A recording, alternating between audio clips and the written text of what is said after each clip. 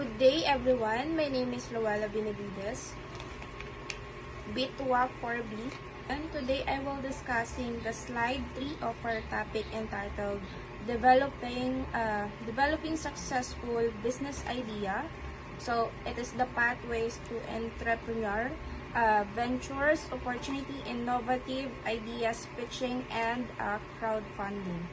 So the slide 3 focuses on 3 main phases, which is asking the question, where do great business ideas come from?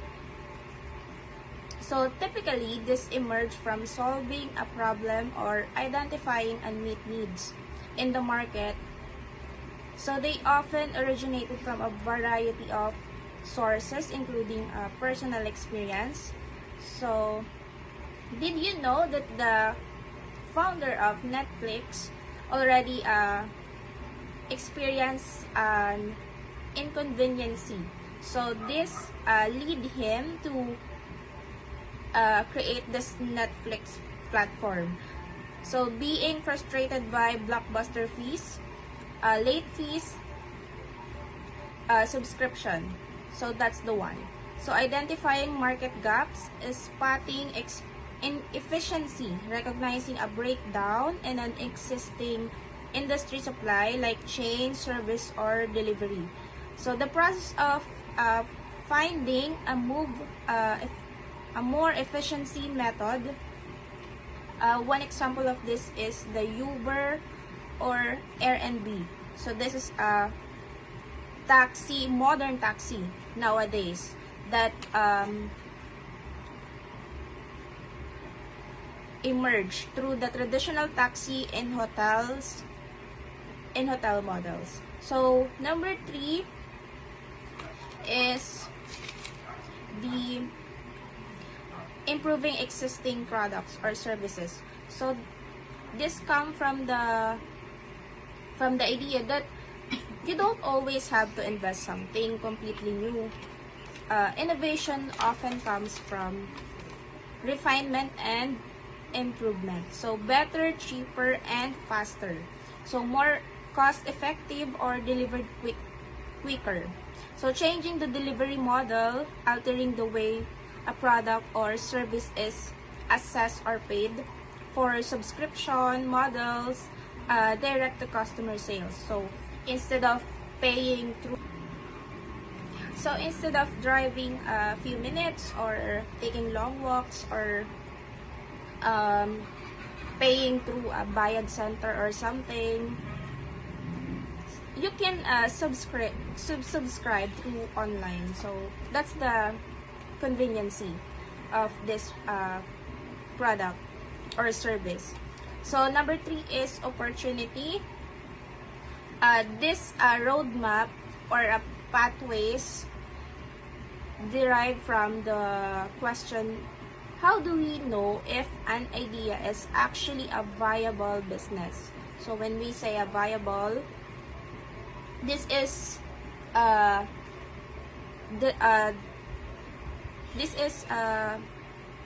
chance of being successful and practical and sustainable over the long term. So the study of analysis first across the 3 core areas.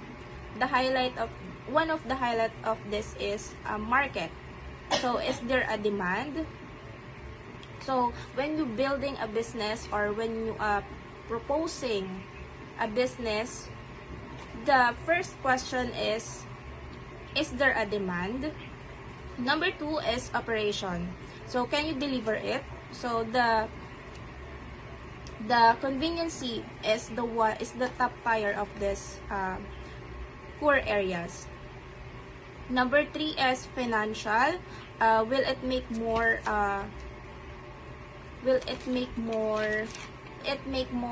satisfy or unmeet the needs of a specific group or consumers?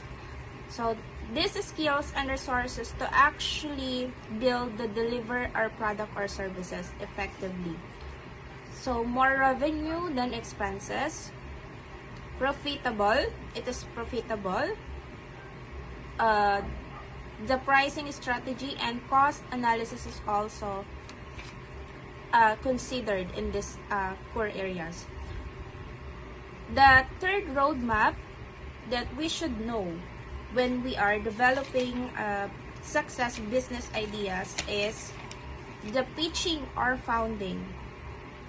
So when we say pitching, it is described as how we present the idea, how we present the business idea that clearly compellingly is highlight the question of how do we get the resource to make it happen.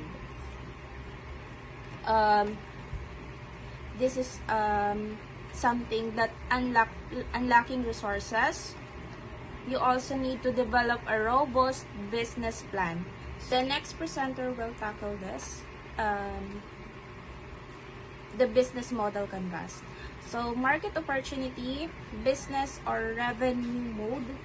Explain exactly how your company or business will make money, sales, or advertise.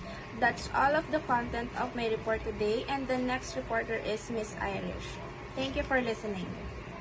So, good morning everyone.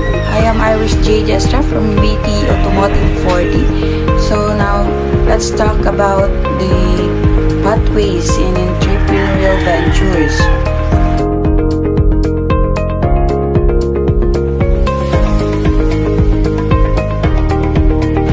The first pathways to entrepreneurial venture is solving a problem, wherein it is the first and most powerful. Is this solve a real problem? Look for pain points in your life or someone else's. If it frustrates you, there's a good chance it frustrates others too. So example, the Dropbox. Its founder kept forgetting his USB drive, so he built a better way to access files from anywhere. Simple problem, big idea. The second pathway is improving an existing solution, wherein it improves what already exists. You don't need to reinvent the wheel. Just make it smoother, faster, or more convenient. Think Netflix. They didn't invent movie rentals. They just removed the late fees and made it digital. Game changer. Number 3 is tapping into new trends, wherein it recognizing shifts in technology, culture, demographics, or regulations, and creating a business to serve the emerging needs. So, tapping into new trends, it is spot emerging trends. Pay attention to shifts in culture, technology, and demographics, or even new laws. So, example is during the rise of remote work, millions suddenly needed home office setups and online collaboration tools. Entrepreneurs who saw that trend early, they built the Zooms, the Notions, and the standing desk empires. And then the last one, pathways to entrepreneurial venture, is the leveraging a skill or passion, wherein it turning a personal talent, hobby, or expertise into a commercial venture. It talks about turn what you love or what you're great at into something valuable. Your hobbies, your skills, your side projects, they're all potential in starting points. Example, a graphic designer launches a branding studio. A home baker turns a kitchen into a business, something like that. Passion becomes product.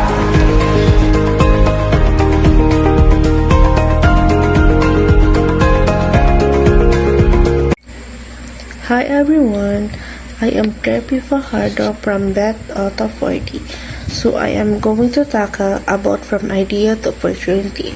So is your idea a real opportunity? An idea transforms into a real opportunity when it is attractive, durable, timely, and anchored in a product or service that creates value for customers. For example, the idea to deliver food becomes an opportunity with a mobile app that offers real-time tracking, diverse restaurant options, and reliable delivery, thereby providing convenience or value at a time when consumers increasingly demand it. So, for an idea to transform into a real opportunity, it must be, number one, attractive. So, the market must be large enough and customers must be willing to pay for your solution. This means high potential for profit and a good return on investment. So, sabi dito, the customers must be willing to pay for your solution. You must be attractive on your business. So, number two is durable. The opportunity must be sustainable over time, not just a fleeting trend. It should be able to withstand competition, economic changes, and evolving technology. So, you need to be durable. Hindi dapat dito umaasa ka na lang or nagbe-base sa mga virals or TikTok trend or kung ano yung trending ngayon. Next is timely. The timing has to be right. The market must be ready for your product or service right now, whether due to a regulatory change, a technological breakthrough, or an unmet need. So, sabi dito, dapat may tamang timing. Launching too early or too late can kill a great idea. So, kailangan dito yung tamang timing. Number 4, or lastly, anchored in a value creation. This is more critical part. Your product or your service must generally solve a problem or fulfill a need for the user in a way that is better, cheaper, or faster than existing options. So, dapat dito, binavalue natin yung mga consumers natin. So, sabi nga dito, your product or service must generally solve a problem or fulfill a need of the user. So, kung anong kailangan ng user or ng consumer, dapat ma-fulfill natin yon. And kung wala tayong value, wala rin customer na gustong pumili sa atin. So, yun lang. Thank you. Vital Framework for Validation. So, ano nga ba yung Vital Framework? So, ang Vital Framework ay isa itong tools upang ma-validate yung ating business idea. Meron itong 5 key aspects. Ang value, innovation, target audience, achievability, and longevity. So in each aspects, there are questions.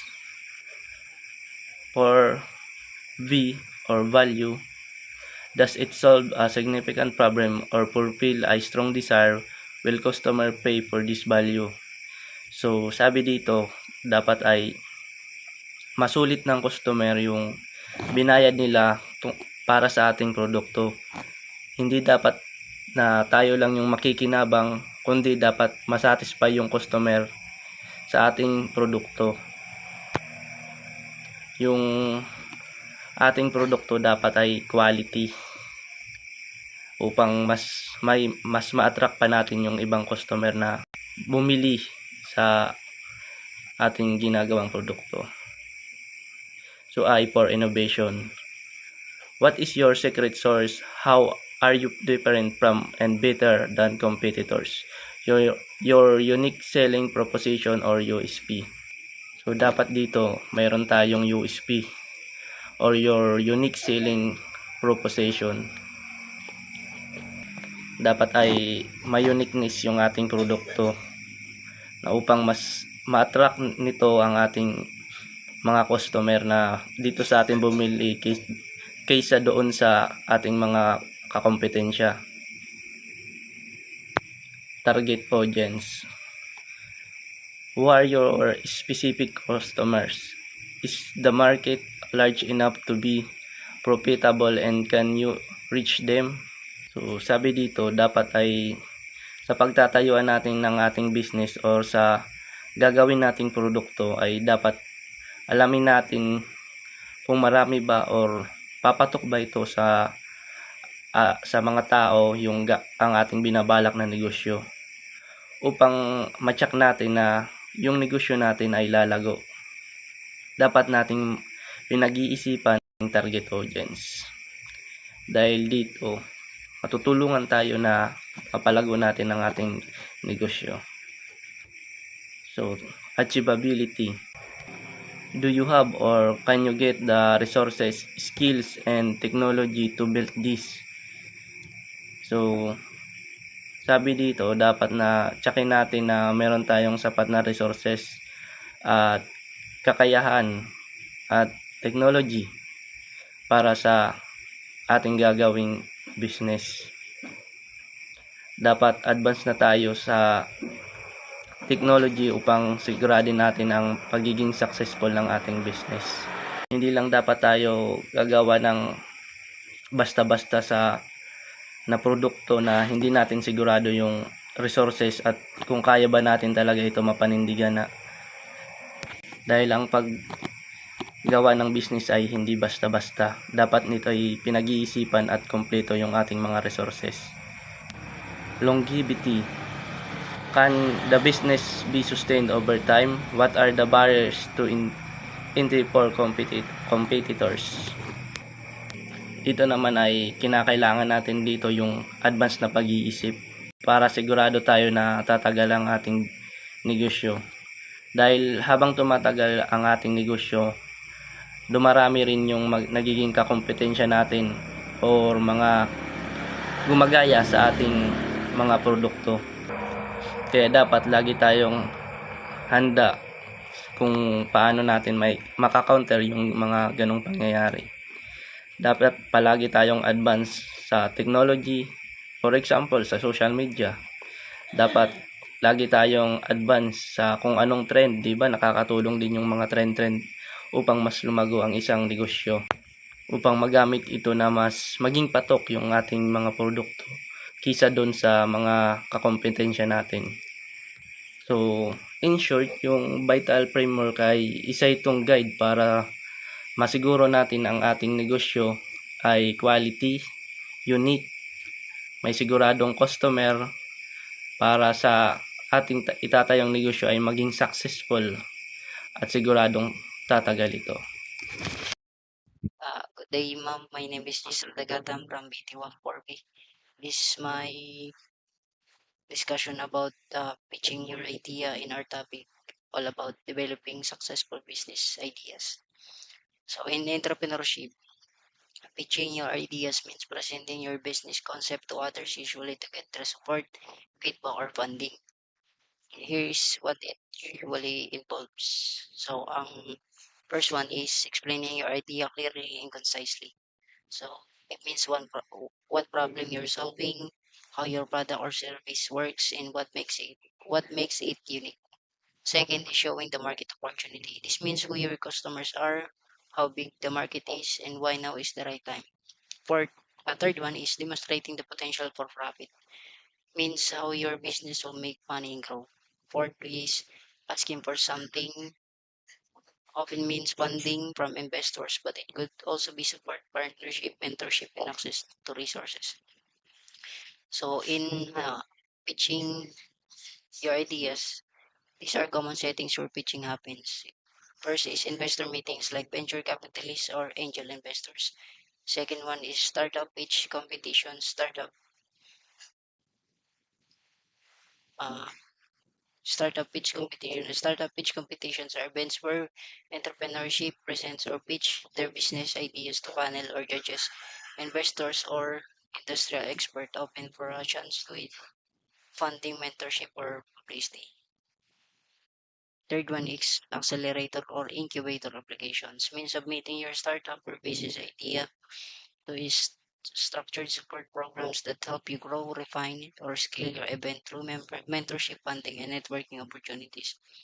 Fourth one is networking events. Networking events are opportunities for entrepreneurs to meet people who can support their business, such as potential partnerships, customers, investors, suppliers, or mentors.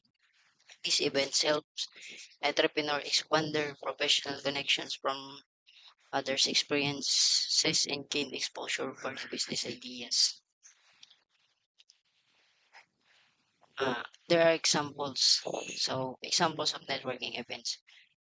One example is startup meetups or summits. Example, startup weekends and tech summit. Second is business conferences or trade affairs. Third is pitch nights or demo days where startups present their ideas. Fourth is chamber of commerce gatherings. Fifth is university of government entrepreneurship events. Sixth one is online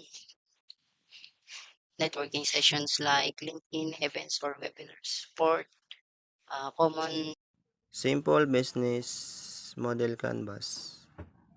Key partners collaboration with software developers, technology partners, and companies for seamless integration and capability.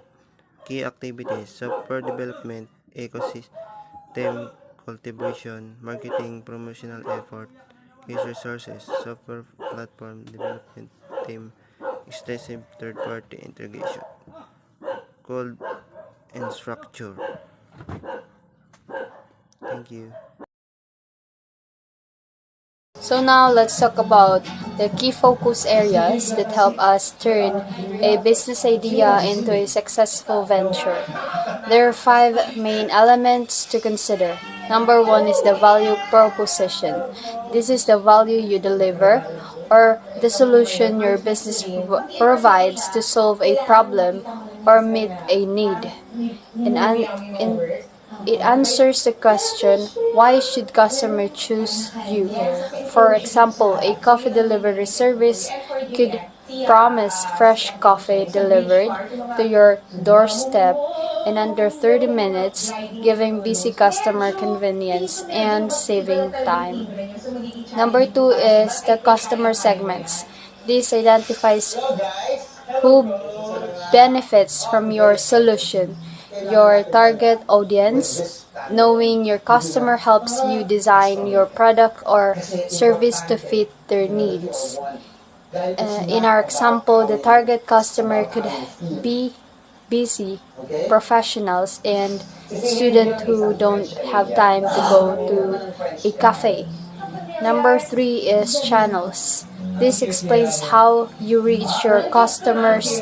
It includes the platforms, marketing strategies, or deliver methods you use.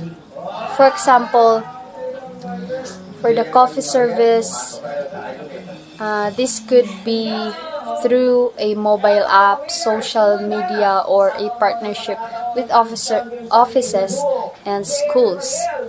And number 4 is the revenue streams. This is how your business makes money. It answers the question, how will customer pay for your solution? The coffee service could earn income through direct coffee sales, subscriptions, or premium add-ons like pastries or specialty drinks. Number 5 is the cost structure. This looks at your most important costs. The key sources, materials, or operations that requires the most investments. Understanding costs ensures your business stays profitable. From the coffee service, costs include coffee ingredients, delivery stops, app maintenance, and marketing expenses. By clearly defining these 5 focus areas, we can create a strong foundation to turn any idea into a viable and successful business. Thank you.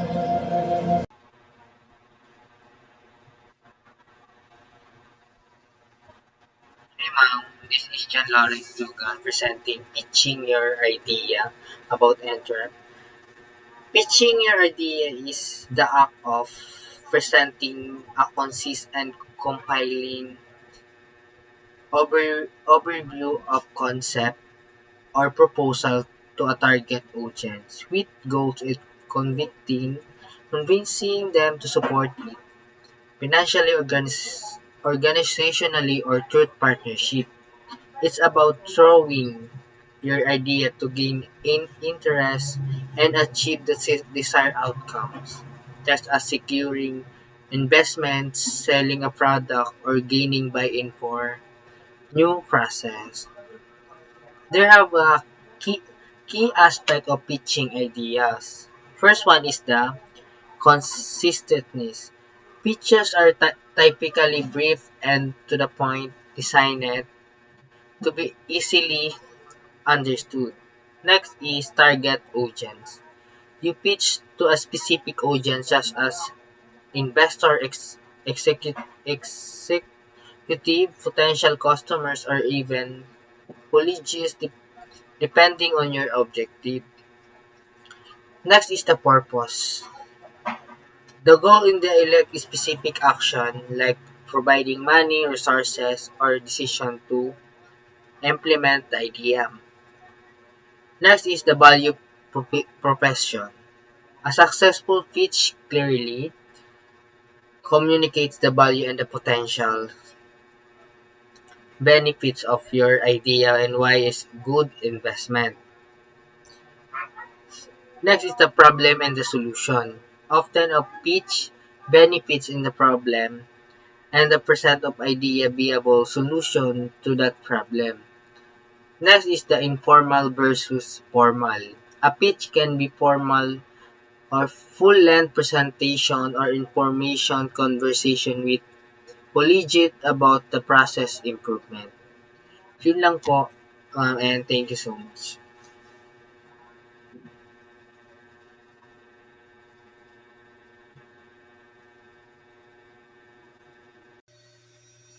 The art of the pitch. A pitch is a short, compelling presentation of your business idea. The goal is to get the audience excited and persuade them to take the next step. Core elements of winning pitch: the hook or the problem. Start with a relatable story or a shocking statistic about the problem you're solving. This is the attention-grabbing part of your pitch. You begin with a relatable story, surprising fact that highlights a problem people face, the gap or pain point in the market that your business aims to solve. In entrepreneurship, identifying a clear problem is the foundation of every successful venture. The goal is to make your audience, whether investors, partners, or customers, feel the need for a solution. They understand the problem, they'll be eager to know your business idea. The solution. Clearly and simply explain what you do and how you solve that problem. It describes what your product or service is, how it works, and how it effectively solves the problem. In entrepreneurship, your solution should value, it should be practical, innovative, and meet the needs of your target market. The market. To show that there are large and growing market for your solution. There is an existing or growing demand for your product or service in entrepreneurship.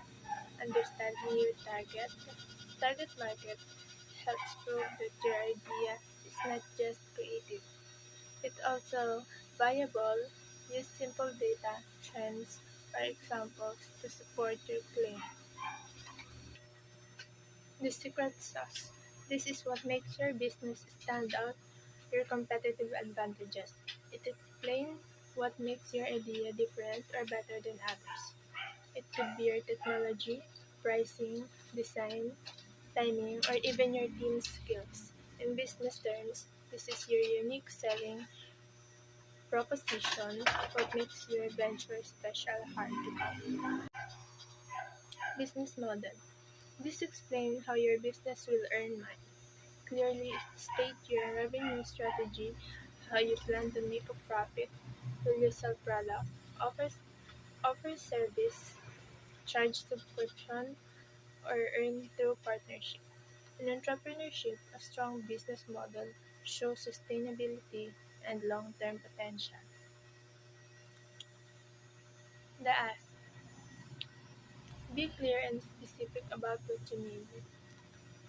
It's either funding, mentorship, partnership, materials, and how you will use it.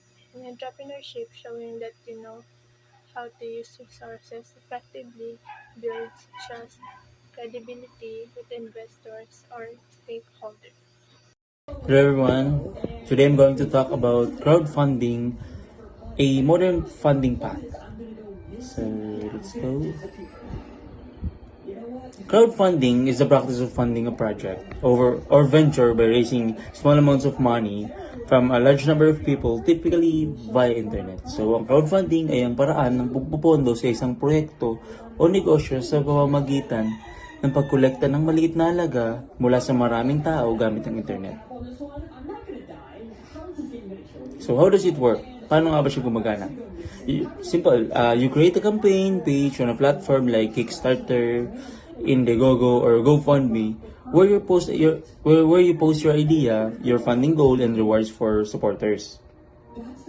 So yun, gagawa ka ng campaign page sa isang platform tulad ng Kickstarters, Indiegogo, o GoFundMe, kung saan ilalagay mo ang iyong idea, target na pondo at mga gantimpala para sa mga supporters. There are three main types of crowdfunding. First reward-based crowdfunding. Backers get a product or special perk in return. Bali, based crowdfunding, kung saan ang mga sumusuporta ay nakakatanggap ng produkto o espesyal na gantimpala bilang kapalit. So, second, equity-based crowdfunding. Backers receive a small ownership in your company. So, based crowdfunding, dito nagkakaroon ng maliit na share o pagmamayari o bahagi sa kumpanya ang mga sumusuporta. And third, donation-based crowdfunding. Backers donate to a cause without expecting anything in return. So, donation-based crowdfunding kung saan ang mga tao ay nag-donate para sa isang layunin ng walang hinihinging kapalit. But crowdfunding is more than just about money. It's also a great way to test your idea in the market. So isa rin itong mabisang paraan para malaman kung interesado talaga ang mga tao sa iyong idea. If strangers are willing to prepay for your product, it proves that there's real demand. Kapag handang magbayad ng mga tao, hindi mo kilala, ibig sabihin may tunay na interest sa iyong produkto. And at the same time, it helps you build a community of loyal supporters. Sabi nito, nakakatulong din ito sa pagbuo ng mga tapat ng taga-suporta o mamimili. In short, crowdfunding gives power to the people. It allows creators, entrepreneurs, and dreamers to bring their ideas to life without relying on banks or big investors. So, pinapayagan itong maisakatuparan ng mga tagalikha, negosyante, at mga nangangarap ang kanilang ideya, kahit walang tulong mula sa mga bangko o malalaking mamumuhunan. So, thank you for listening. I hope you learned something new about how crowdfunding empowers people to make their ideas a reality. Thank you so much. My name is Arvin D. Hamulin. So, I will report about connecting the dots, how it all works together. First, pathway. It starts by identifying a problem that needs solving. This leads to an innovative ideas that can be addressed the problem, creating an opportunity. Number two, validation. Validation is validate your idea to ensure its viability, then a compelling pitch and business model to attract support and investment. So, number three, crowdfunding. Use a crowdfunding to gather funding and feedback from potential customers and investors. This step is crucial for refining your ideas and gaining early traction. Number four, refine and grow. Use the feedback and funds from your pitch and crowdfunding campaign to refine your idea, making it stronger and more likely its success. This interactive process, you grow your venture. So, for the feedback and funding from pitches and crowdfunding are vital for building a successful venture. Feedback help us identify weakness and refine ideas, while funding provides resources for development and growth together. They enable entrepreneurships to create stronger, more resilient and business.